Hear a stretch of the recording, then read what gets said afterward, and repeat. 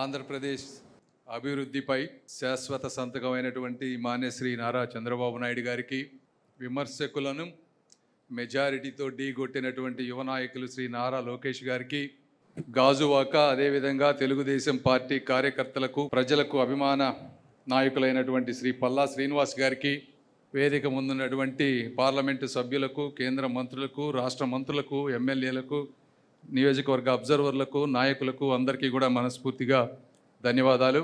నేను రాజకీయాల్లోకి వచ్చింది ఫిబ్రవరి 2024. వచ్చిన వెంటనే నేను చాలామందికి తెలియకపోవచ్చు అప్పుడు, అయితే మొట్టమొదటిగా నన్ను భుజాన వేసుకొని ప్రజల్లోకి తీసుకువెళ్ళినటువంటిది తెలుగుదేశం పార్టీకి పటిష్టంగా ఉన్నటువంటి కార్యకర్తల బలం. వాళ్ళు ఉన్నారు కాబట్టే అంత ఫాస్ట్గా వెళ్ళగలిగాం. ఇది ఫండమెంటల్ ఆస్పెక్ట్. దీన్ని ఎప్పుడు కూడా ఎవ్వరు ఏ నాయకులైనా కూడా మర్చిపోకూడదు. ఎంతోమందికి ఈ రోజున చీఫ్ మినిస్టర్ రిలీఫ్ ఫండ్ ఇస్తూ ఉన్నాం. ఎక్కడ ఏ స్టేట్లో కానీ ఎక్కడా లేదు ఇది ఇంత అద్భుతమైనది. నేనే ఎన్నో చెక్కులు ఇచ్చాను. అదేవిధంగా ఇసుక భవన కార్మికులు ఒకప్పుడు ఘోరంగా ఉండేది. భవన కార్మిక ఉద్యోగ వాళ్ళకి జాబ్ లేక ఈరోజు ఇసుక పాలసీ అంతా మనం జీరో చేసాం. అలాంటి వారి దగ్గరికి వెళ్ళినప్పుడు అవి చెప్పగలగాలి.